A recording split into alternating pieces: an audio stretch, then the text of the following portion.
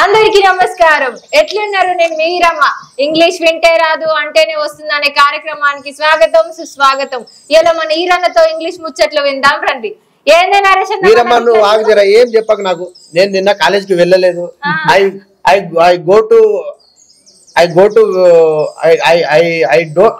I did not go to college అనాలా, లేదంటే I did not went to college అనాలా? Right right, నీ doubt ఇదే కదా ఈరమ్మ. నేను చెప్తాను. నేను నిన్న కాలేజ్కి వెళ్ళలేదు, ఐ డిడ్ నాట్ గో అనాలా, ఐ డిడ్ నాట్ వెంట అనాలా అనేది నీ డౌట్ ఇదే కదా.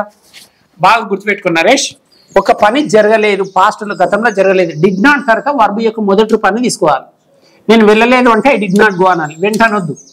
డిడ్ ఎప్పుడు వచ్చినా సరే డిడ్ పక్కన వర్బ్ యొక్క మొదటి రూపాన్ని వాడాలి. నేను వెళ్ళలేదు కదా, ఐ డిడ్ నాట్ గో అనాలి, ఐ డిడ్ నాట్ వెంట అనొద్దు.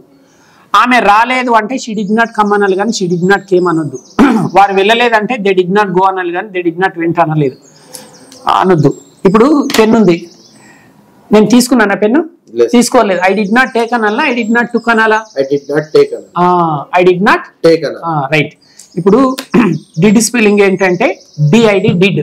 రెండు డీల మధ్యలో ఏముంది? ఐ ఉంది. ఐ ఒకటో నంబర్ లాగానే కనిపిస్తుంది కదా, రోమన్ లెటర్ 1. డిడ్ ఎప్పుడు వచ్చినా సరే అక్కడ వర్బ్ యొక్క మొదటి రూపాన్ని వాడాలి. ఏ పని అయినా సరే, రాలేదు, వెళ్ళలేదు, తినలేదు, తీసుకోలేదు, ఆడలేదు, పాడలేదు, చేయలేదు, డిడ్ నాట్ తర్వాత ఎప్పుడు వర్బ్ యొక్క మొదటి రూపాన్ని వాడాలి. చెప్పు. నేను నిన్న వెళ్ళలేదు, I did not go. Go. ఆమె వెళ్ళలేదు, షీ డిడ్ నాట్ గో. అతడు వెళ్ళలేదు, దే డిడ్ నాట్ గో. అతడు హి డిడ్ నాట్ గో.